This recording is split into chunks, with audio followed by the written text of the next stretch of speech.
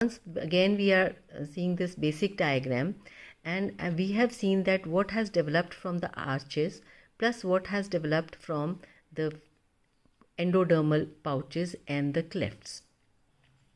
Now we are supposed to discuss what develops from the floor of the pharynx. To discuss about the structures developing from floor of the pharynx, we'll just consider the first four arches. Here in the floor, at around fourth week itself, when the arches are developing, in the first arch we can see two lateral swellings which are called as lingual swellings, and there is a small swelling which is seen in the midline, single swelling, which is called as tuberculum impar. Tuberculum means swelling and impar means alone. That is midline, it is a single midline swelling. So that is why it is called as tuberculum impar. Just behind the tuberculum impar, in the first endodermal pouch, right in the midline, is seen an opening which is called as foramen caecum. Now, all these structures will lead to the formation of the tongue in the floor of the pharynx, or the another set of swelling or another swelling is seen in second, third and the fourth arch area also in the midline, which is called as hypobranchial eminence. Now we will just concentrate on these lingual swellings and tuberculum impar of first arch and hypobranchial eminence, and we will see how the tongue develops. So here we can see the developing lingual swellings and tuberculum impar. These lingual swellings, they grow very fast. They not only grow towards all areas, but they grow towards each other also. Plus they are also growing towards the tuberculum impar area. And ultimately all three structures will fuse and will form anterior two-thirds of the tongue. And if we talk about the hypobranchial eminence, this hypobranchial eminence has a cranial part and a caudal part. The cranial part belonging to the second and the third arch, while the caudal part is belonging to the fourth arch. Now the cranial part, especially the portion of the mesenchymal tissue along with the mucosa of the third arch, overgrows the second arch, which can be seen something like this. See, this is the mesenchymal tissue here. The third arch portion, or the cranial part of the hypobranchial eminence, it overgrows the second arch portion and comes to lie just behind the area developed from the first arch. So then the caudal portion here, caudal portion of the hypobranchial eminence, will lead to the formation of most posterior part of the tongue. That is, this shows the mucosa of the tongue is formed in the anterior two-third portion by the first arch, and the posterior one-third portion by the third arch, and the most posterior part is contributed by the fourth arch.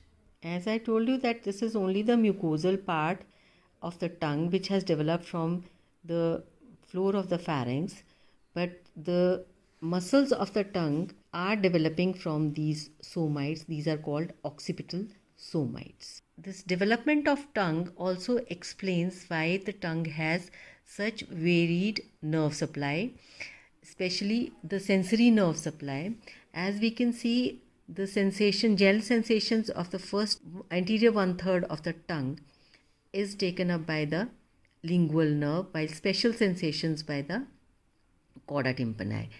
Now if we come back to this basic diagram of pharyngeal arches once again, if you remember that the nerve of the first pharyngeal arch is mandibular nerve and the pretraumatic nerve is the chorda tympani nerve. So that is why the general sensations from the anterior two-thirds of the tongue is taken up by the lingual nerve, which is a branch of mandibular nerve, while special sensations, that is the taste sensations from anterior two-thirds of tongue, is taken up by the chorda tympani fibers, which is branch of the seventh nerve, but it is a pretraumatic nerve of the first arch. While posterior one-third, the sensory nerve supply, gen as well as taste sensations, are taken up by the ninth nerve, that is glossopharyngeal nerve, which is the nerve of the third arch. And we know that mucosa in this area has developed from the cranial part of the hypobranchial eminence, especially belonging to the third arch, while most posterior part, which has developed from the caudal part of the hypobranchial eminence, which belongs to the fourth arch. That is why the nerve supply of this area is by the superior laryngeal nerve, and this is a branch of the vagus nerve, and this is also the nerve of the fourth arch. And we know the musculature has developed from the occipital somite. So the nerve supply for the muscles has come from the somatic component of the cranial nerves, that is the 12th cranial nerve or the hypoglossal nerve.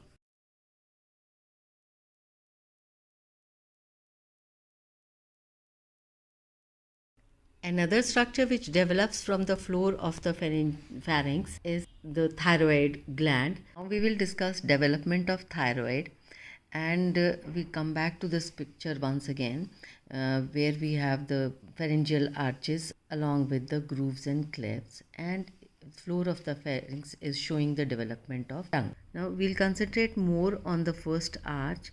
At around 24 weeks we can see the development of this midline swelling called tuberculum impar, and just behind the tuberculum impar there is a small foramen leading to a diverticulum, and this foramen is called as foramen cecum. During the development of tongue, this foramen cecum is seen at the junction of anterior 2/3 and the posterior 1/3 right in the midline. This foramen cecum is a small opening of a depression, something like this. Thyroid gland develops from this diverticulum developing from this foramen cecum.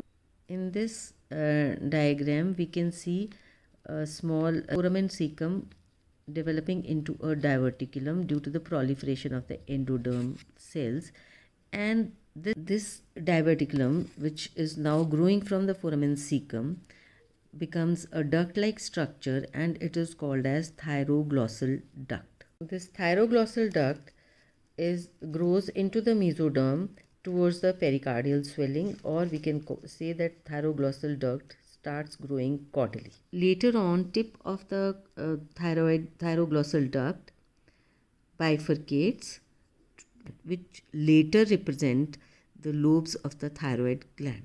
This diagram is depicting the pathway of the thyroglossal duct from foramen cecum. It runs in the substance of the tongue, then lies superior to the hyoid bone, then in front of the hyoid bone and below the hyoid bone. Then ultimately it passes in front of the laryngeal cartilages and reaches normal adult position, and this position is reached by the 7th week of intrauterine life.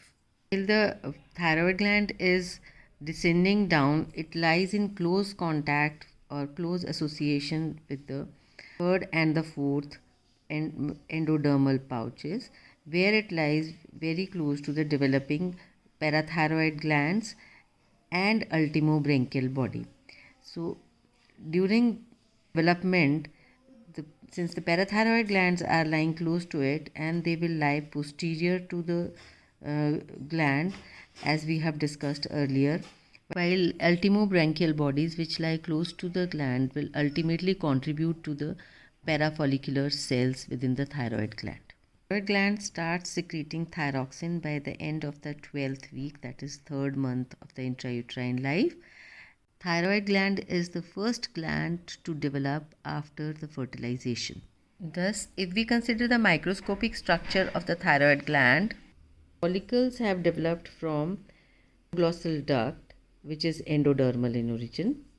Follicular cells have developed from ultimobranchial body, which is again endodermal in origin, while blood vessels and supporting tissue have developed from mesoderm, into which the thyroglossal duct descends. As we know, the thyroid gland, which has developed from thyroglossal duct, passes through a pathway which lies within the tongue, above, in front and below the thyroid gland, in front of the larynx, to reach the normal adult position of the thyroid gland. There are many anomalies associated with the thyroid gland.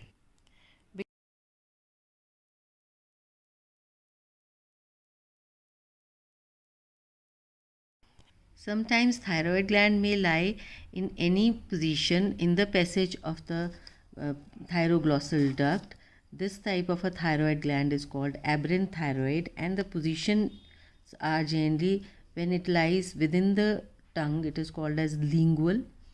It may lie just above the hyoid bone and is called as suprahyoid thyroid gland, and it may lie below the hyoid bone, and then it may be called as infrahyoid thyroid gland. While aberrant thyroid is the position of the thyroid gland on the passage of the thyroglossal duct, but ectopic thyroid is the thyroid gland is found in the locations other than its normal position, which can be in larynx, trachea, esophagus, pericardium, or even ovaries in case of females.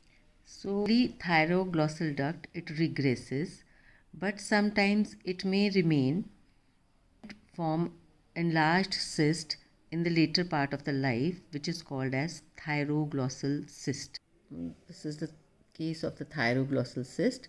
Thyroglossal cyst is generally seen in the midline of the neck and the form of a swelling, and this swelling moves with the deglutition as well as with the protrusion of the tongue.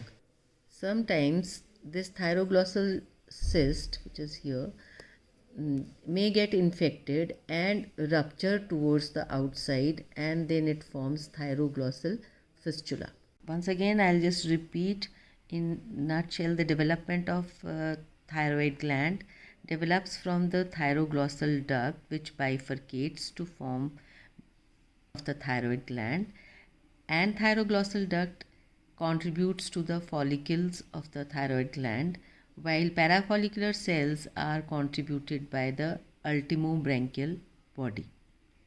Surrounding mesoderm contributes to the blood vessels and the supporting tissue. It starts developing in 4th week of intrauterine life, while it reaches its normal adult position in 7th week of intrauterine life and starts secreting thyroxine hormone by 12th week of intrauterine life.